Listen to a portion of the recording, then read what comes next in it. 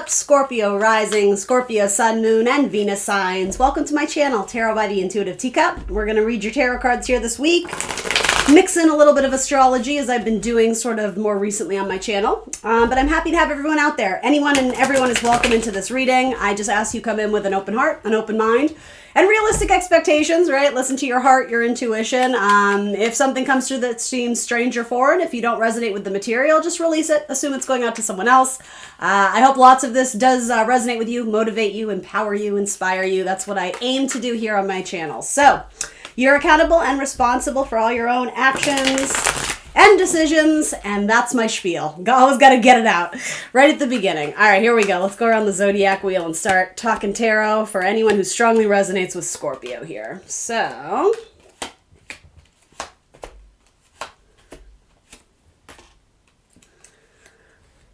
interesting. All right.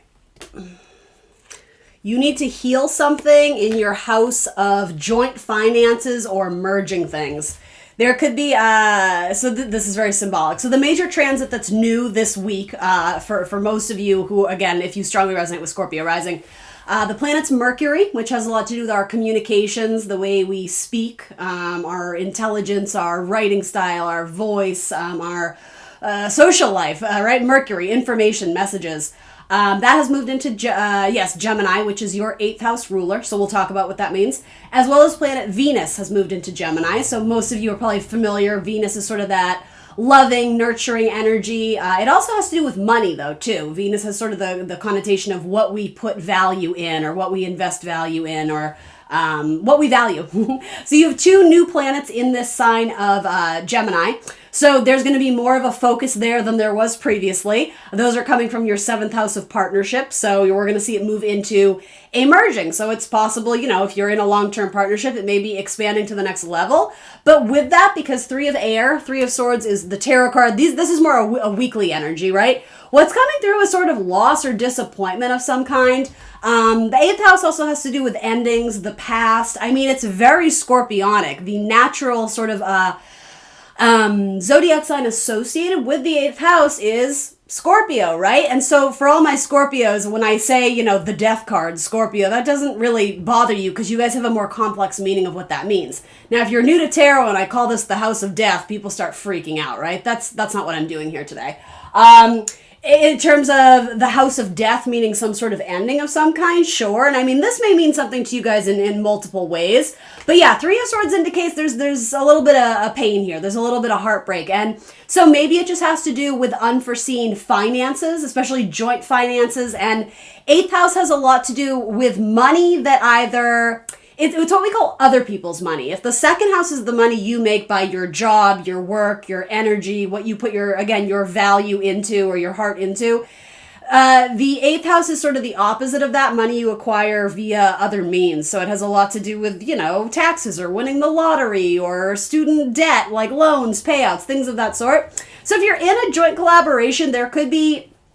I'll be honest, 3 of swords is not the ending per se. It's annoying. It's an aggravance. Is that even a word? It's an aggravation. It's something maybe you didn't see coming and all of a sudden you spent money to go in on this thing, but you end up owing more than you thought. Again, weekly energies, guys. I never do fear-based readings. Just why wouldn't I give you a heads up? Venus, the planet of money, is entering your 8th house. So there could be money. I suppose there could be something positive that comes into it, but in the coming week, something sort of defies your expectations, but not necessarily in the best way. So with that, let me sort of tell you what may be helping or something that will sort of counteract that too. Yeah, see, what's interesting is I always want to look at what's squaring that house. Squaring, again, it's an aggravated relationship versus something that's like a trine. That's like what we call like nice. It's harmonious. It's beneficial. So what's squaring this is someone not being forthcoming with information. The 7 of swords. So again, very much partnership, joint finance related. This might have to do with your work, right? It doesn't have to be your husband or wife or your business partner. It depends how you want to view it, but someone not being forward with the truth, 7 of swords, take the money and run. That's sort of what I'm getting. I love that song. Who's that? Is that Steve Miller Band? I don't know. It doesn't matter. Take the money and run. This person's, but like, wait, I need the money. You said the money was half mine. So if you are signing a new contract or a business deal, Be careful with that, especially as we get later in the month. I'm never here to say you can't, you shouldn't, you won't, whatever. You have free will. You can do whatever it is you want. It would be beneficial for you to work with the planets falling in these houses, and even more so to look at the very specific outlines of your birth chart and where the houses fall. Again, because these are general readings, most of you will experience this in your 8th house, but not all of you. And that's how astrology works. It is not a precise science. It is an intuitive art, right? So anyway, I just always want to put in a plug for that. Yeah, a partnership right now, it looks messy. As we get later in the month, Mercury is going to go into retrograde. So here's the thing. You can do whatever you want. You can move forward with whatever actions you're looking to take. But with Mercury retrograde, if you start something fresh during that time, more often than not, you're going to have to go back and do it again. So again, you can know that in advance. If you're just like, hey, you know what? I want to try it. I want to see what happens. I have nothing to lose, although I would argue it looks like you may have money to lose. So just, factor that in if it applies to you.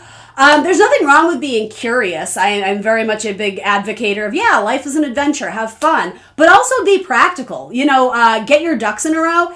There's something here, especially with the sword energy, there's something about like precision and planning before we just go in on that joint investment together. That's a big area of focus for you right now.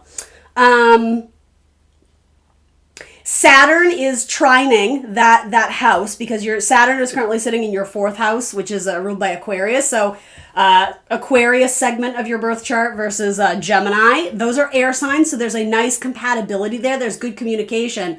But with Saturn there, it's saying, but you got to be responsible. Like, it's almost like this area of your life, which may or may not have to do with something about household finances or something to do with your parents or land or property, even some connection from your past. It's going to help you in the long run, but Saturn says, you got to give it your best. You got to put in your A game. And with Saturn, there's a seriousness to it. It's not time to play games and be super artistic and creative, intuitive. Saturn is Earth. It's like, show me the money. We got to do this. All these great pop culture quotes.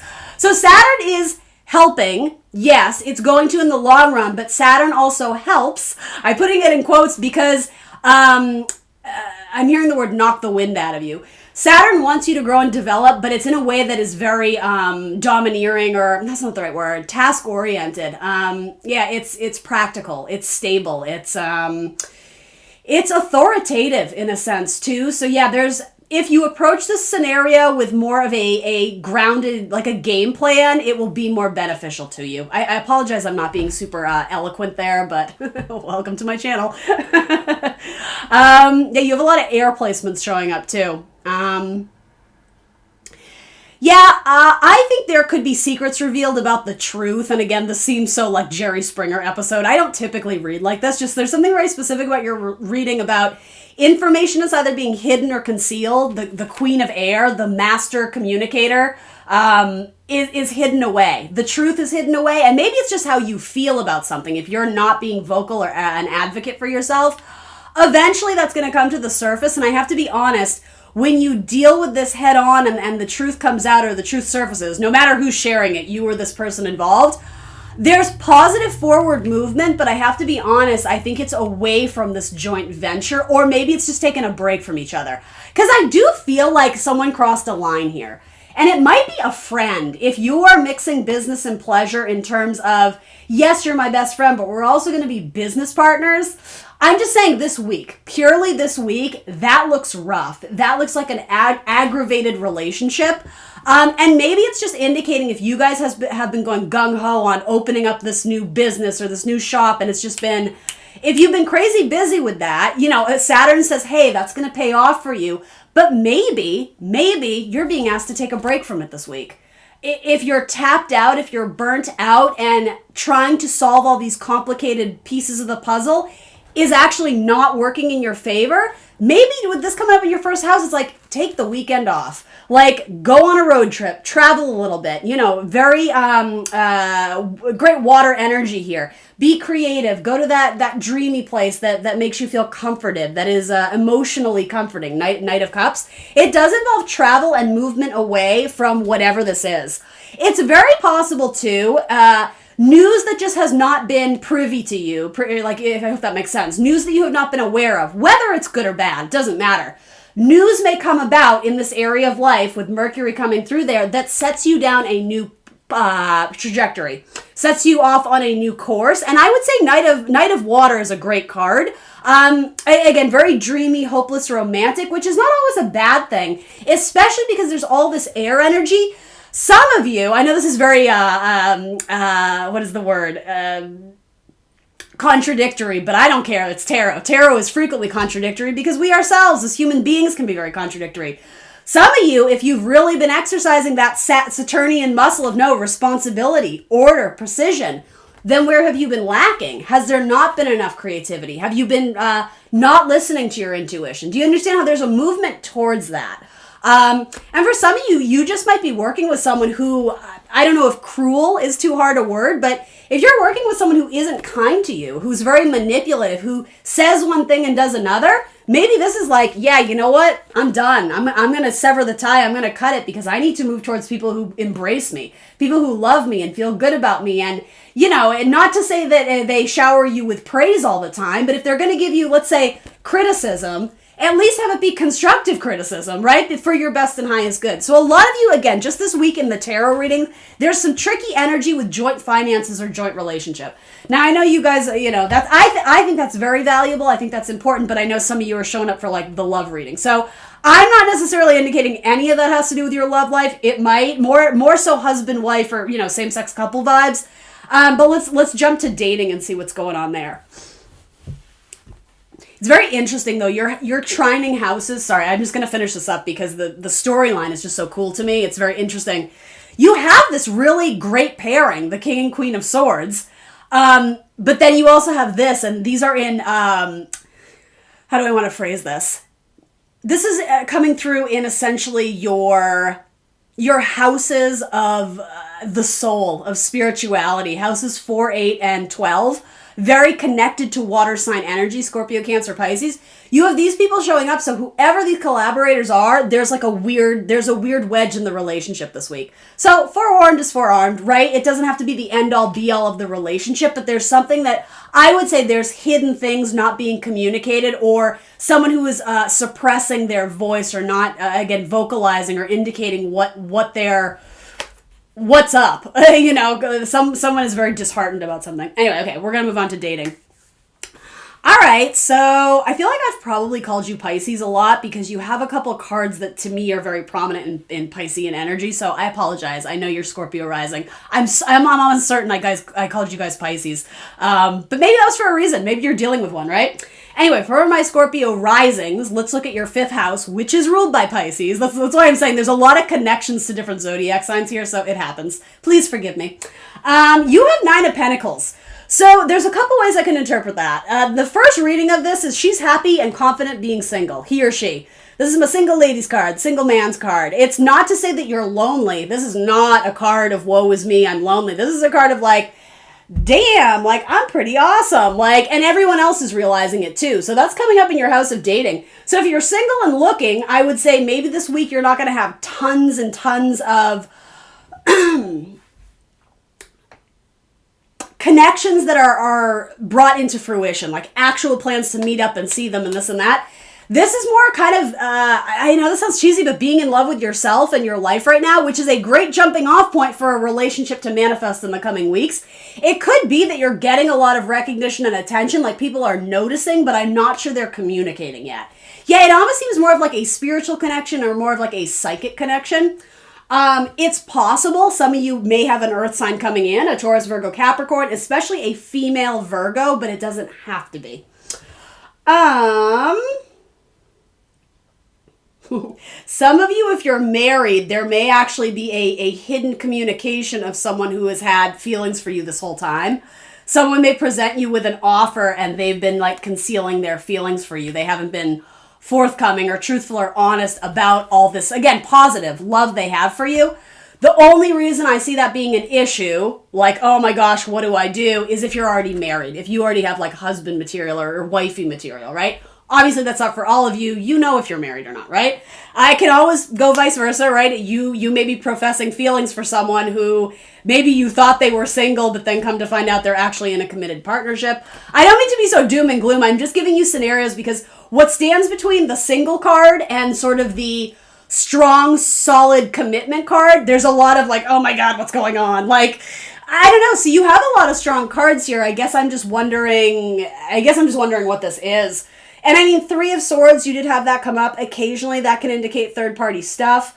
I don't know if that would be hidden from you, though, because this is your reading, Scorpio Risings. I feel it's more a secret that you've been keeping that you're going to profess to someone, especially if you're interested in a Virgo. You may be approaching a Virgo. And maybe you're just very anxious about it. This doesn't have to indicate, all the Jerry Springer shit that comes up in tarot readings. Like, oh my God, well, they're doing this with that person. It doesn't have to be that. You just have anxiety about it. You may suffer from anxiety or even depression sometimes with this card. And because it's coming up in your 6th house, that may be a huge factor in your daily life.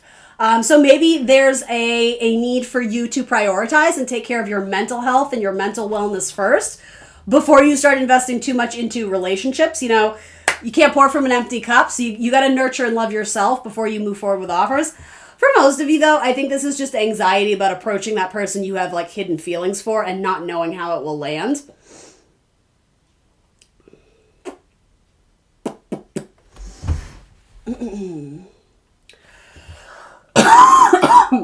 So Jupiter is going to be entering your 5th house, which I think I covered a little bit last week, but just to reiterate, a stroke of good luck, a lighthearted kind of childlike innocence, optimism, positivity is going to be sort of that energy, if you will be moving through your house of dating and sex. Whatever Jupiter touches, it expands. So if your sex life has been stagnant or minimalistic, it's possible that could expand, more of not having sex. But for others of you, there could be an increase, especially, this is a card of a lot of potential. So if you've been messaging with someone that you haven't met up to meet, with Jupiter coming through that house, it's very likely you will meet up. And with Jupiter, there will be, at minimum, a very positive connection, even something that could be a friendship or more, right? That's what this could be too. You may be very interested in someone, and even if they're not married, it could be that this person just has severe anxiety about being in a committed partnership. I would even argue so soon after an ex broke it off with them or something. Like, this person may be doing a lot of healing. So, they like the attention you're giving them, but if you're looking for them to put a title on it, that might be a little bit tricky. Again, just in the coming week or so. I also want to highlight areas where there are planets in your chart because there's just more of an emphasis there. So as we mentioned last week, Mars, the planet of action, assertion, energy, that kind of pioneering, confident, independent spirit, is transiting through your 9th house. So as silly as this may sound, a lot of you may be doing traveling, but you may be doing it independently. You may be traveling on your own, maybe to go visit family in another state or another country or something. You do have 10 of Pentacles here, though, too, so frequently this does have sort of a legacy, generational, long-term family connection to it. If not, it can just be a big chunk of money. I would argue because Mars is sitting in that house, Mars does tend to be very impulsive. Trigger finger. I always think of like online shopping too, just like, yes, I want that. Put that in my cart. So it is very likely there, in the coming month, it doesn't have to be this week, Mars will probably initiate something with travel in your life. Just be careful you have the means to spend that. Word to the wise, heads up. I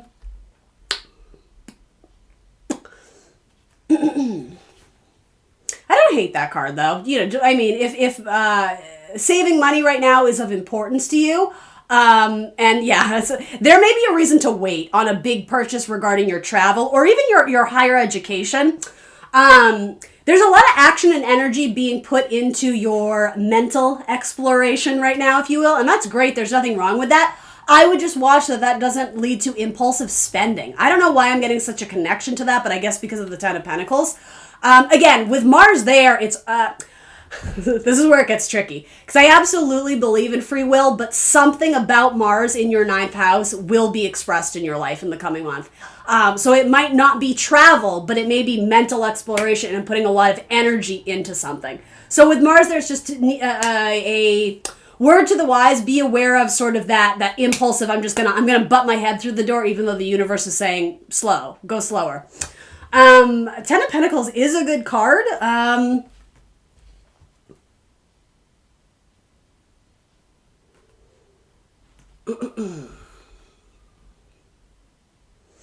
And at some point in time, again, this Jupiter, this lucky planet, is going to be trining Mars, where there's expansion and getting ahead in a way that favors you. So again, this is not all doom and gloom. It's working with the energies and just being cognizant, being aware of it, being self-reflexive, having sort of a non-biased perspective of what you want, sort of looking at it from the higher perspective of what do I really need right now? What is practical right now? Again, earth energy. What is practical right now in terms of where you can travel or what you can explore or expand upon, and how much it costs, right?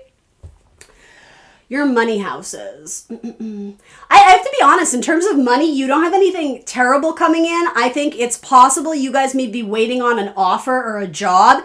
And again, I'm just going to tell you this week, I don't think it's going to come in. I think if anything, you're going to be very all up in your head about, oh my God, well, why aren't they contacting me? And I thought I aced the interview and, they shook my hand like I was going to hear back.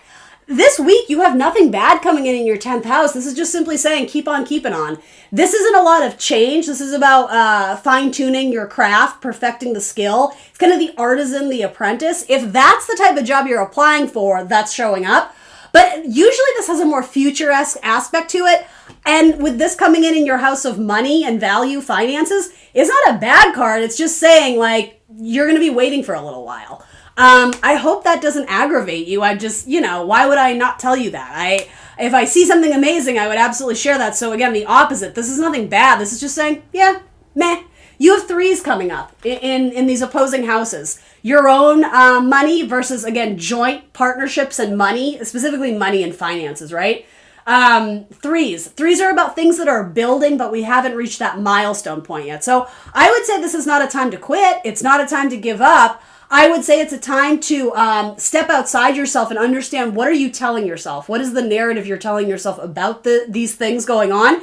Are they truthful? Are they helpful? Are they logical? Are they practical? Are they rooted in fear? Are you projecting these worst case scenarios onto what is going to become? For a lot of you, that's what this feels like. A lot of you, it feels like you're waiting for something to come in, and when it doesn't come in that timeline you thought it would be, you immediately jump to worst case scenario, and universe is like, no, that's not it at all. The 8 of Pentacles leads to the 10 of Pentacles. We generally like the 10 of Pentacles. That is exactly what I was saying earlier on. If you're struggling with something and you're just not gaining any momentum or ground, by the weekly basis, a lot of you are being asked to just take a vacation from your problems for a day, for a week, for 2 weeks, for 2 hours, whatever you can do. It's like we need to move away from this and immerse ourselves in this lovely, refreshing energy. Literally just splashing your face with water. Remove yourself from whatever this is. It has nothing to do with the rose-tinted glasses and pretending your problems don't exist. I don't have to tell you that, Scorpio. You know exactly what they are. If this is your tarot reading, you have a lot of tricky sword energy. But again, you need to be solution oriented. Break it down one piece at a time. Where are you running from your problems, but where are you looking for quick solutions that are really putting a band-aid on something that needs to be healed properly? That is the perfect sort of culmination of these cards showing up. And again, if you have no control over the timeline or the due date or the conversation, if you're just a player in the game, and if I have no choice but to wait. I've done my part. It's in the hands of God or the divine. Great. How are you going to enjoy that time then? Rather than waiting in this state of, oh my God, are they going to call? Does he like me? Does she like me? Will I get the job? Maybe it's about walking away and releasing, right? Good things are coming into you. If you're waiting for your ships to come in, these ships are literally face towards you. Again, look at the depiction of these cards. Are my ships coming in? Yep, there they are. So whatever this is, I'd say it compassionately with empathy. This is not something that you should invest your time worrying about, because either, whether you believe in this, whatever, whether it's fated or out of your control, what's meant to be will be. So focus on the steps you can take to get ahead, and when you hit a crossroads or when you hit a stopping point where it's out of your control, know that. Know when you need to release and again, put it in the hands of the divine.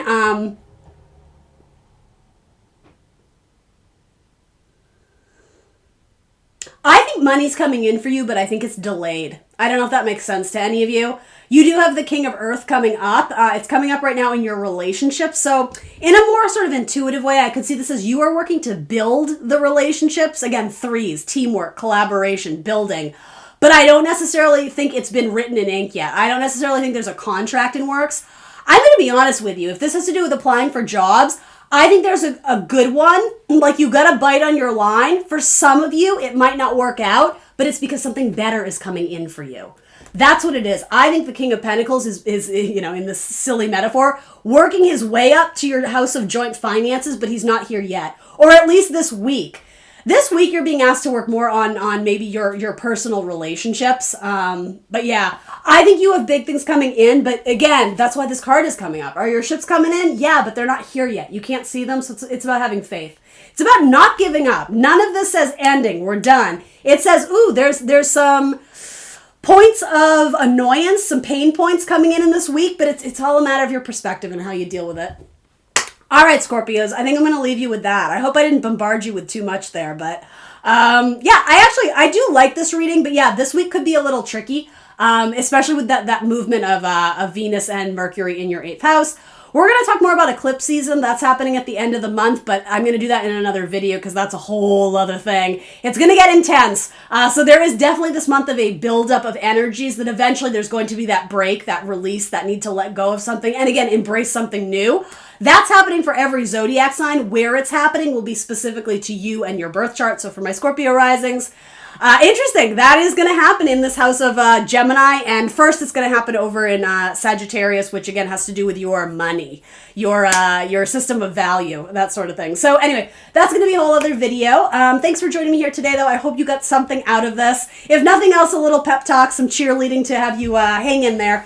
Keep on keeping on. Remember to like the video, subscribe to my channel if you haven't already. I will see you next Monday for more tarot, and I'm going to announce the winners of the Win a Free Tarot competition right now. What's up, guys? Super excited to announce the winners of the free tarot giveaway. Congratulations to Michelle, Kristen, Jennifer, and Joe. Thank you guys for entering the contest. I'm already in talks with them about their tarot reading. Thanks for being a part of Team Teacup.